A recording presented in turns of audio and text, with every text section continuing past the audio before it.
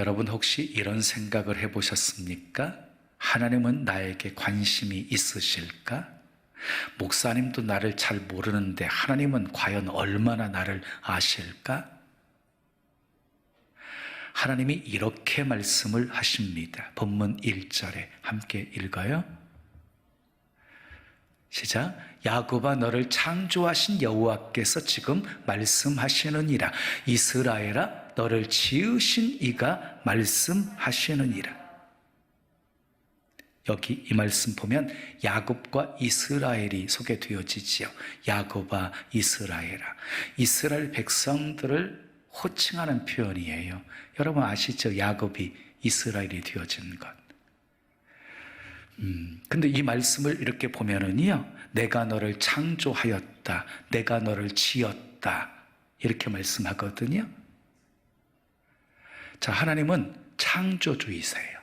인간도 창조하셨고, 동물도, 자연도, 그리고 세계도, 우주까지도 다 하나님이 지으셨어요. 근데 하나님이 창조를 하신 다음에 마음의 표현을 이렇게 하셨어요. 보시기에 좋았더라, 보시기에 좋았더라. 근데 마지막 인간을 만드시고 우리 하나님이 마음을 이렇게 표현하셨어요. 보시기에 심히 좋았더라. 그러니까 우리 하나님은요, 사람을 만드신 일을 가장 좋게 여기신 거예요. 여러분, 하나님이 만드신 것을 작품이라고 할 때 우리 인간은 보통 작품이 아니라 걸작품이다. 아멘. 걸작품이에요. 근데 작품에는 중요한 두 가지 정도의 의미가 있어요. 하나는 아낀다, 또 하나는 안다. 자, 작가가요, 혼신의 힘을 다 기울여 가지고 걸작품을 만들었어요. 그러면 그 작품은 쉽게 팔지 않아요. 아껴요. 그리고 작품을 만든 사람만이 그 작품에 대해서 잘 알고 있는 사람은 없는 것이지요. 이것이 바로 우리를 대하시는 하나님의 마음인 것이에요. 하나님은 우리를 얼마나 아끼시는지 몰라요. 하나님의 관심은 온통 우리에게 쏠려 있어요. 그리고요, 하나님은 우리를 너무너무 잘 아십니다. 하나님만큼 우리를 잘 아시는 분이 없어요. 내가 나를 아는 것보다 하나님이 더 잘 아세요. 나의 강점도 약점도 아시고, 나의 부족함과 연약함도 아시고, 그리고 나의 형편도 사정도 아시고, 우리의 일거수일투족을 다 보고 계시는 하나님이세요. 그분이 우리를 만들어 주셨기에 우리를 새롭게 하실 수 있는 분이세요. 그런데 왜 만드셨을까요? 지으신 목적이 무엇일까요? 본문 7절 말씀 함께 읽어요. 시작.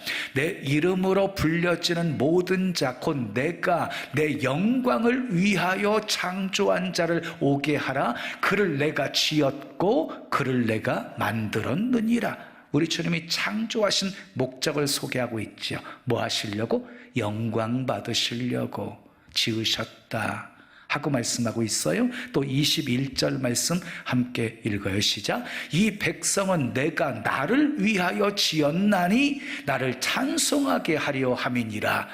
하나님이 찬송을 받으시려고 지으셨대요. 찬송을 받으시려고. 또 10절 말씀을 함께 읽어요. 시작. 나 여호와가 말하노라. 너희는 나의 증인, 나의 종으로 택함을 입었나니. 하나님께서는 우리를요, 증인으로, 종으로 택하셨대요. 그러니까 우리의 사명은 무엇인가요? 주님이 시키면 순종해야 되는 사명이 있어요. 그리고 중요한 건 증인이 되어야 하는 거예요. 하나님을 수많은 사람들에게 전하면서 살아야 하는 것, 그것이 하나님이 우리를 선택하신 이유이다. 자, 이런 목적을 위해서 하나님께서 창조하셨는데 목적대로 살지 않고 전혀 엉뚱하게 살고 있다고 한다면 우리는 하나님 앞에서 회개해야 하는 것이에요. 자, 다시 1절로 돌아가서 이어지는 말씀 읽어요. 시작. 내가 너를 지명하여 불렀나니. 하나님은 여러 민족들 가운데서 이스라엘 민족을 딱 지명해가지고 부르셨다는 것이에요. 그들이 똑똑해서가 아니고 순전해서가 아닙니다. 예쁘고 귀여워서가 아닙니다. 하나님이 일방적으로 선택을 하신 것입니다.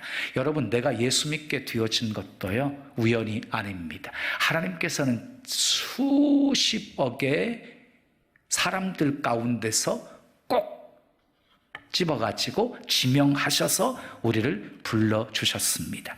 그러므로 내가 예수 믿게 되어진 것은 나의 선택이 아닙니다. 하나님이 불러주신 것입니다.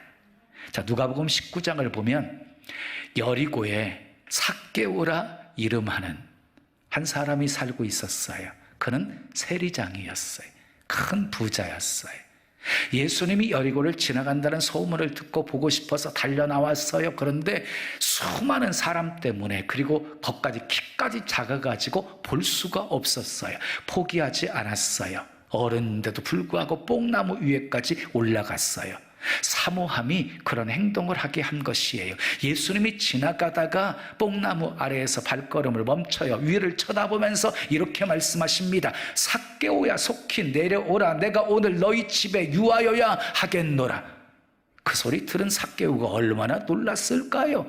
자기 같은 사람에게 예수님은 전혀 관심이 없는 줄 알았는데 자기 이름까지 알고 계셨던 거예요. 쏜살같이 내려와서 예수님을 영접하게 되어집니다. 여러분, 기독교는요, 부름의 종교예요. 부름의 종교. 하나님이 아브람을 부르셨습니다. 이삭을 부르셨습니다. 모세를 부르셨습니다. 사무엘을 부르셨습니다. 기도하는 이사야를 부르셨습니다. 엘리야, 엘리사를 부르셨습니다. 12 제자를 부르셨습니다. 그리고 삭개오를 부르셨습니다. 그리고 우리도 불러주셨습니다. 아멘. 하나님의 부름은 축복입니다. 하나님은 예수 그리스도를 통한 하나님의 놀라운 구원의 계획을 세웠어요. 성경 66권은 온통 예수 그리스도를 통한 하나님의 구원 역사를 담고 있는 것이에요. 근데 그 구원 역사를 이루어 가시기 위해 이스라엘 민족을 선택하신 거예요. 근데 성경을 보면 이 이스라엘 백성들이 얼마나 무지하고 고집세고 배은망덕한지 몰라요. 호세아서를 보십시오. 사사기서를 보십시오. 참 한심한 민족이었어요. 무지하고 한눈 팔고 생각도 깊지가 않았습니다. 그런 이스라엘 백성들을 하나님께서는요, 달래보기도 하고 윽박지르기도 하고 때로는 설득하기도 하고 아니면 때로는 벌을 주기도 했지만 그때만 조금 듣는 척 하다가 또 옛날로 돌아가 버리는 것이었어요. 그래서 하나님은 참고 기다리고 인내하시다가 마침내 이스라엘 백성들을 바벨론에 넘겨버리시는 거예요. 바벨론 포로 생활 속에, 압제 속에, 고통 속에 눈물을 흘리면서 이스라엘 백성들이 신음을 합니다. 소망을 잃고 탄식을 합니다. 그들은 자신의 처지가 하나님을 멀리하고 우상 숭배 죄악 때문에 그런 고통이 찾아왔다는 사실을 깨닫고 후회했지만 이미 때는 늦어버렸습니다. 성전은 다 파괴되어지고 국토는 황폐하게 되어지고 그리고 수많은 백성들은 포로로 끌려가는 상황이 되어져 버리고 말았습니다. 그들은 하나님께요, 하나님이 자기를 버리셨다, 하나님이 자기들을 버렸다, 이렇게 생각하게 되었습니다. 그런데 하나님은 결코 이스라엘 백성들을 버리지 않으셨습니다. 내가 너를 지명하여 불렀다, 너는 내 것이다 라고 말씀하십니다. 이스라엘 백성들은 하나님을 버렸지만 하나님은 결코 이스라엘 백성들을 버리지 않으셨습니다. 하나님이 이스라엘 백성들을 지명해서 부르시고 그리고 축복을 약속하셔요. 그 축복의 내용이 무엇인지를 살펴보면서 함께 은혜를 나누려고 합니다. 나를 지명하여 부르신 하나님이, 따라합시다. 소요 삼아 주셨습니다.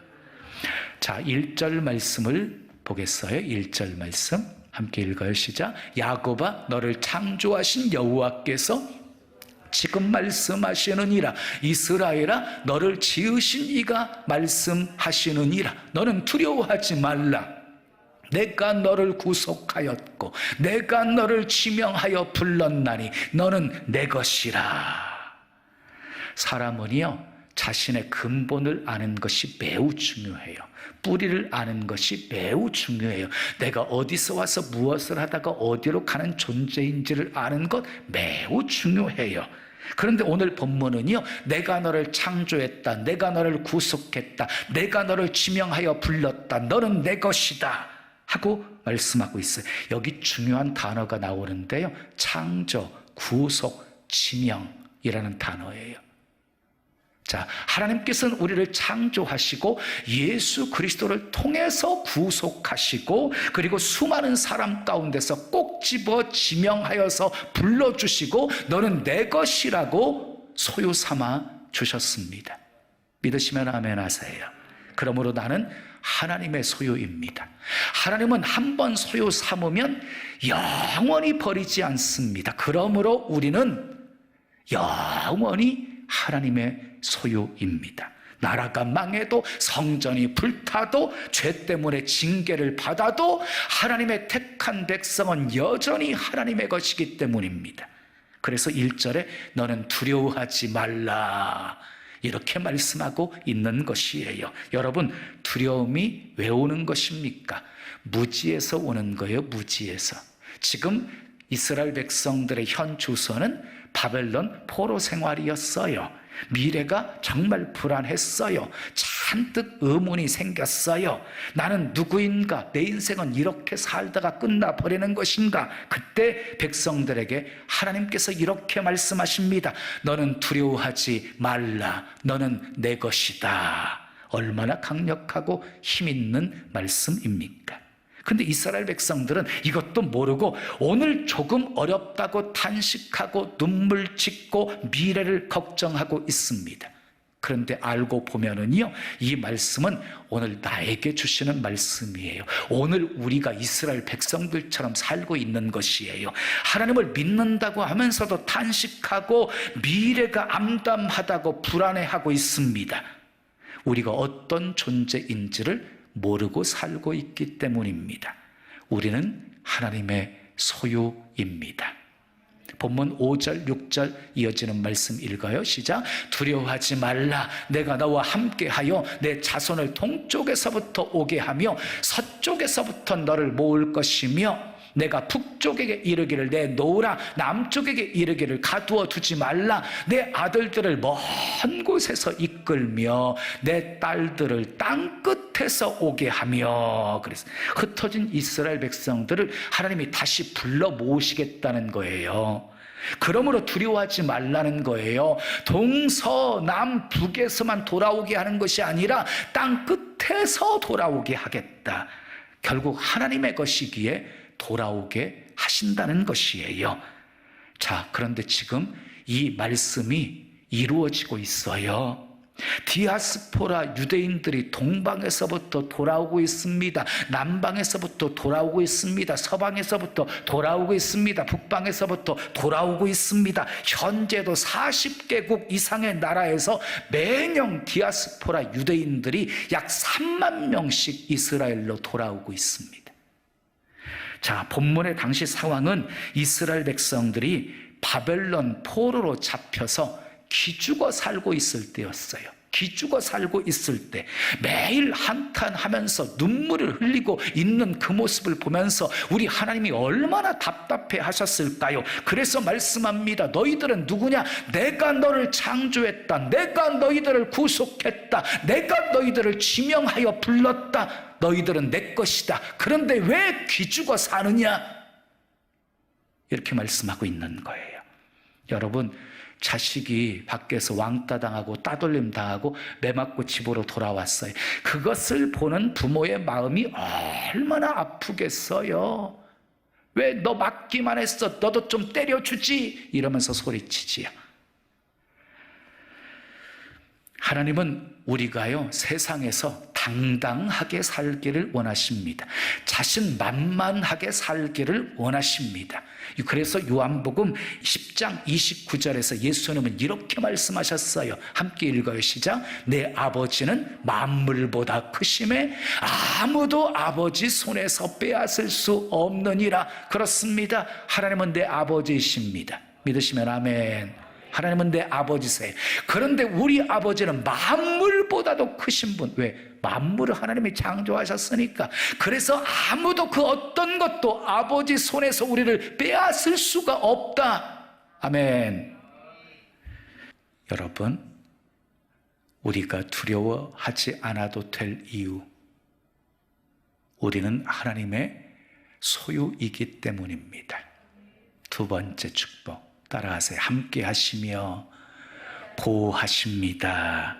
자, 2절 말씀 함께 읽어요. 2절 시작. 내가 물 가운데로 지날 때에 내가 너와 함께 할 것이라. 강을 건널 때 물이 너를 침몰하지 못할 것이며 내가 불 가운데로 지날 때에 타지도 아니할 것이요 불꽃이 너를 사르지도 못하리니. 그래서 이 말씀을 보게 되어지면 우리 인생길에 강을 건널 때가 있다는 거예요. 불 가운데 지날 때가 있다는 거예요. 사업에 실패해서 때로는 망하기도 하고 질병에 걸려서 수술을 받기도 하고 그리고 칠흑 같은 어둠이 찾아올 때도 있고 거친 파도가 밀어닥칠 때도 있고 음침한 사망의 골짜기를 다닐 때도 있다는 것이에요. 그러나 두려워하지 말래요. 하나님이 함께 하신대요. 아멘. 물이 침몰치 못하도록 하나님이 함께 하시고 불이 사르지 못하도록 하나님이 함께 하신답니다. 그러므로 하나님과 함께하면 우리는 어떤 역경도 고난도 넉넉히 이길 수 있는 것입니다. 아멘.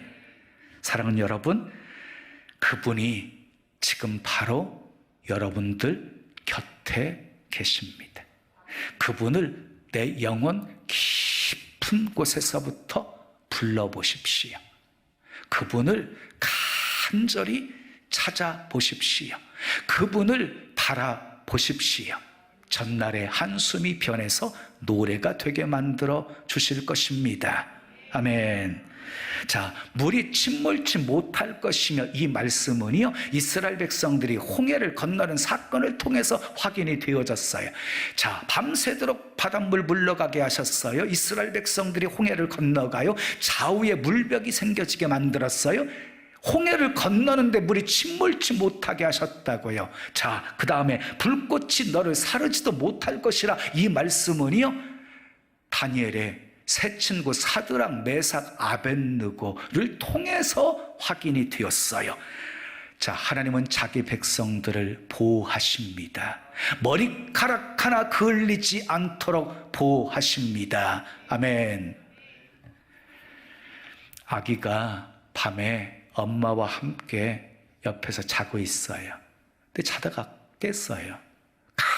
캄캄하고 어두운 거예요. 무서웠어요. 그래서 울어요. 그러면 그 우는 아이를 다시 편안하게 잠들게 할 수 있는 방법이 무엇일까요? 어머니가 아이의 가슴에 손을 대고 토닥거려 주면서 엄마 여기 있어, 엄마 여기 있어. 그러면 금방 또 잠이 들어요. 무서워서 울다가 엄마가 곁에 있다는 사실을 확인하는 순간 평안이 찾아오게 되어지는 거예요. 여러분 두렵습니까? 여러분 곁에 함께 계시는 하나님을 확인하십시오. 하나님은 세상 끝날까지 우리와 함께 하시겠다고 약속하셨습니다. 그 하나님이 나와 함께 하심을 믿는 사람은 그 어떤 두려움도 극복하고 이길 수 있습니다. 다윗의 고백을 들어보십시오. 천만인이 나를 둘러치려 하여도 나는 두려워하지 아니하리이다.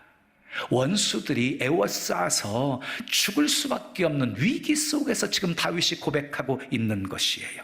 사랑하는 여러분, 우리를 소유 삼으신 하나님은 우리와 함께 하시며 보호하십니다.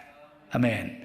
자, 마지막 세 번째 따라하겠어요. 보배롭고 존귀하게 여기십니다. 세 번째 주시는 축복이에요. 자, 4절 말씀 함께 읽습니다. 시작. 내가 내 눈에 보배롭고 존귀하며 내가 너를 사랑하였은즉, 하나님이 택한 백성들을 보배롭게 여기신대요. 존귀하게 여기신대요. 이유가 뭐예요? 나오지요, 말씀에. 내가 너를 사랑하였은즉, 사랑하기 때문에 하나님이 보배롭고 존귀하게 여기신데, 얼마나 사랑하시냐면 독생자 외아들까지 아끼지 아니하시고 내어주시기까지 우리를 사랑하시는 거예요. 사랑하기 때문에 우리를 보배롭고 존귀하게 여기신다. 또 한 가지 이유는요, 우리는 주님의 소유이기에 보배롭고 존귀한 존재인 것입니다. 여러분, 모든 물건은요, 소유권자에 따라서 가치가 달라지는 거예요. 소유권자가 존귀하면 그 소유물도 존귀해지는 거예요. 마치 BTS 방탄소년단이 이 자선 경매에 내놓은 뮤직비디오 의상이 약 2억 원에 팔렸대요. 2억.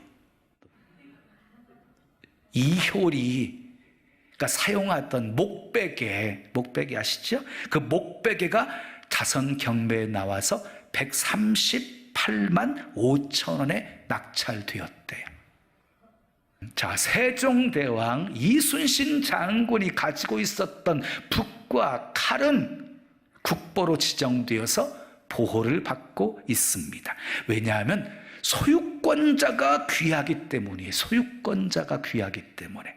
사랑하는 여러분, 우리를 지명하여서 너는 내 것이다 라고 하신 분이 창조주 하나님이십니다. 우리는 하나님의 소유입니다. 그래서 하나님의 소유된 우리는 보배롭고 존귀한 것입니다. 믿으시면 아멘. 그러므로 지금 처한 환경이 좀 초라하다 할지라도 나는 보배롭고 존귀한 존재이다 라고 선포하십시오. 지금 내 손에 아무것 없어도 나는 하나님의 보배롭고 존귀한 존재다 라고 선포하십시오. 하나님은 나를 보배롭고 존귀하게 여기십니다. 자, 3가지 말씀드렸어요. 하나님이 지명하여 부르시고 우리를 축복하셨는데 소유 삼아주셨습니다. 함께 하시고 보호하십니다. 보배롭고 존귀하게 여겨주십니다. 자, 하나님은 우리를 향해서 내가 너를 창조했다, 내가 너를 구속했다, 내가 너를 지명하여 불렀다, 너는 내 것이다 라고 말씀하십니다. 그리고 우리를 어떤 역경 속에서도 버리지 않으시고 보호하시고 함께 하시고 보배롭고 존귀하게 만들어 주시겠다고 하십니다. 이유가 무엇입니까? 하나님의 영광을 위해서 살라고. 아멘. 찬송을 부르게 하시려고, 증인으로 살라고 그렇게 축복하시는 것입니다. 사랑하는 여러분, 우리 인생의 본분을 잊으시면 안 돼요. 왜 하나님이 그렇게 우리를 축복하시는지 그 축복의 목적을 잃어버리시면 안 돼요. 하나님께 영광 돌리세요. 마음껏 하나님을 찬양하세요. 수많은 사람들에게 증인되어서 예수님을 증거하며 사십시오. 세상 사람들에게요, 우리가 줄 수 있는 가장 소중하고 귀한 것은 예수 그리스도입니다. 아멘.